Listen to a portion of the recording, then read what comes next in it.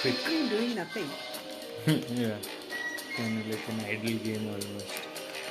You can tap it each time if you want that. But I think after some time you don't really. So you keep going and landing on other people's things and you whack their structures down and you get money from them. You can have some shields up. I don't know how you exactly set that, but these are the shields.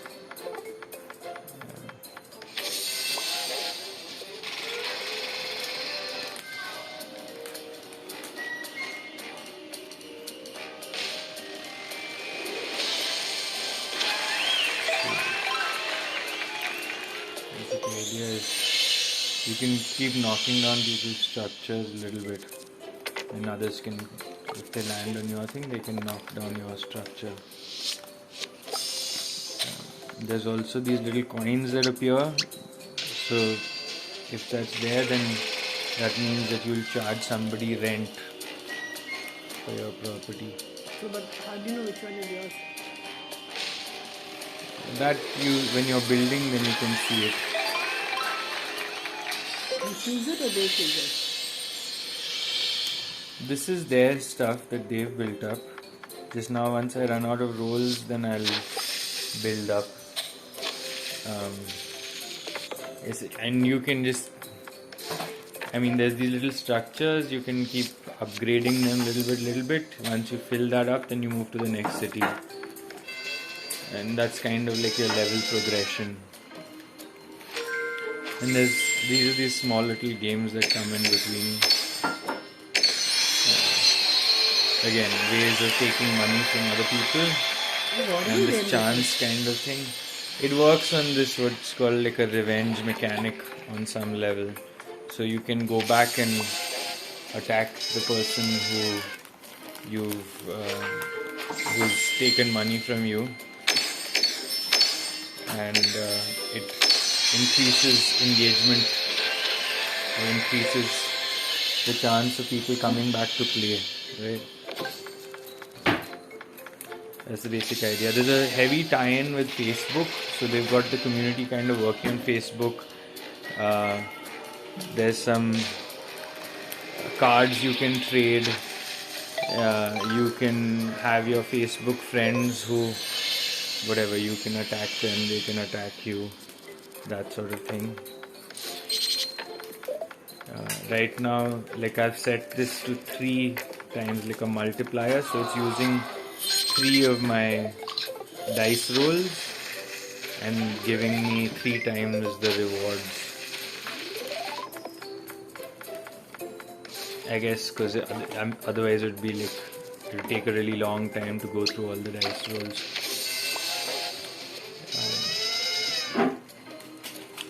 This format is called like a social casino, which is basically like you keep doing stuff to earn more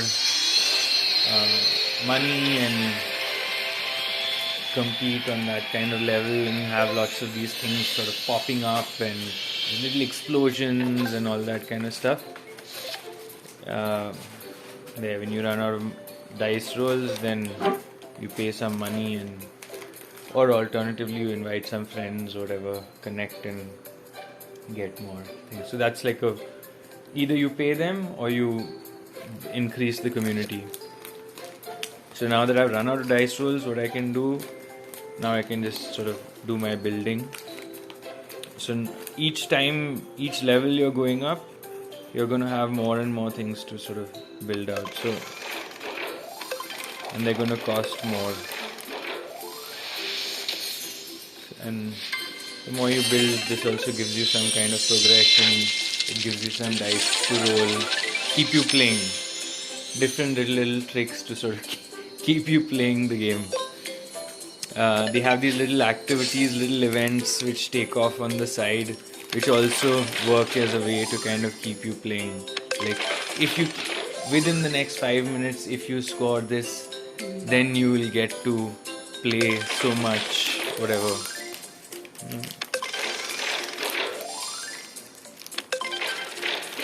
from what I've heard, they also kind of like, let's say you haven't played for a long time, they'll try and increase your rewards so that you come back and you have a good experience, you come back, play more, that kind of a thing. What they've done is, in this social casino format, this looks really good. So I mean, you've got the whole Monopoly nostalgia, plus everything looks really cute. There's these really cute animations.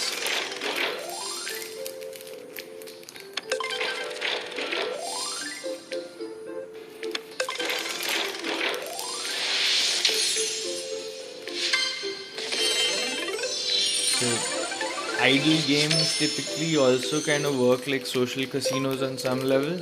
Basically, you just keep tapping and you keep making progress, and you keep getting satisfied by the little progress that you're making. Idle games can be anything. It could be like a little planet which you keep kind of adding some animals, you keep tapping, it gives you more energy so you can add more life to the planet, whatever it may be. Idle games. Idle games, yeah. Effectively, you're not doing much other than just maybe tapping, or you may set it to auto tap kind of a thing, and it's just gonna. Okay, so see here, now I've run out of money. Now it's saying buy some money with whatever cash. So Did you buy? I mean, this people have been spending a lot of money on this game, so people are buying, obviously. But I don't really spend. I don't have that sort of thing to kind of spend on this. You have spent. Yeah.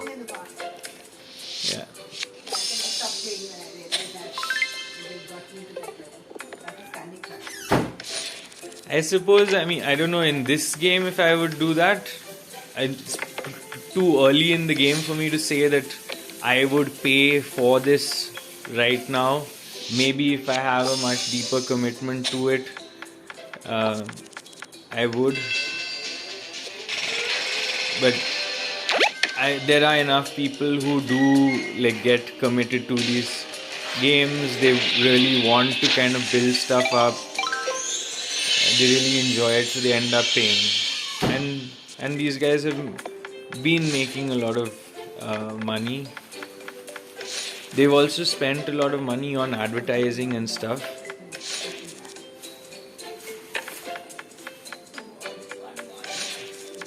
But this company is quite something. Like, they've been making games for many years now, tying up with various different big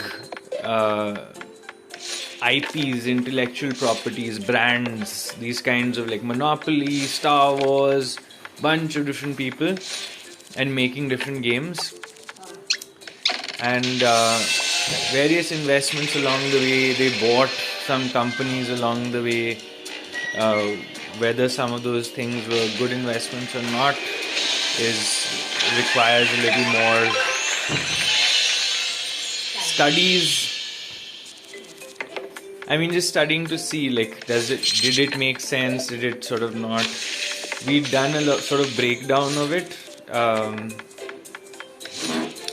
One of the investment firm places where we were having a game dev meetup kind of broke this down, and they're like, this is the record of how these guys have performed and all this sort of thing. And essentially, after many years, suddenly this particular game is doing really well, even though they're spending a lot of money on it, but it's doing really well. And they've got this kind of long-term vision sort of thing going on, where the game itself is trying to bring people into a community, into this Facebook community, have ways in which they play and keep engaging with the community. So ideally, by the end of it, people will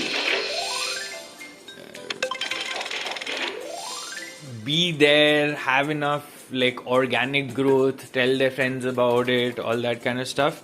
And they gradually get to reduce the amount of money they spend on this. But until then, they're spending a lot of money, like millions of dollars on a regular basis to bring people onto this game. They're making millions of dollars back also, but I think the long-term strategy is to bring people in, engage them in this way, and then keep them there as part of the community, and then sort of build from there.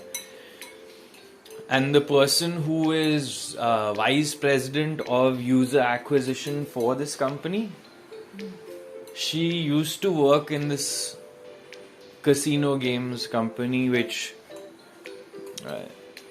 a lot of the user acquisition processes that these guys have going is to do with that.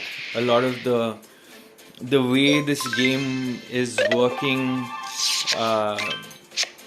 the ads, how they look inside the game, these little things that pop up, these little explosions, and lots of like feeling of reward and all that kind of stuff, looks much better than a casino game. You look at it, you won't on the surface think it's a casino game per se, but it's got that same kind of slot kind of mechanism going on, where you're pressing the slot again and again, increasing your net worth, increasing the amount of money you're collecting, and you've got these other little events sort of going on which try and make it such that you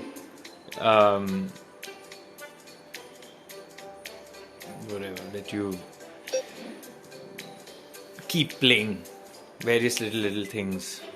So it's done in a really smart way, makes a lot of business sense,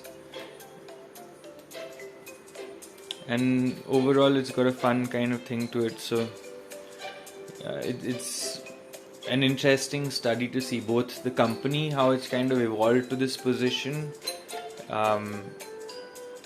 how much of building up the community, keeping the players engaged has been incorporated into the game design, which in turn the community is a big side of the revenue generation at a later stage, the increasing the chance of success of future games and this game itself. So a lot of smart thinking has gone into make this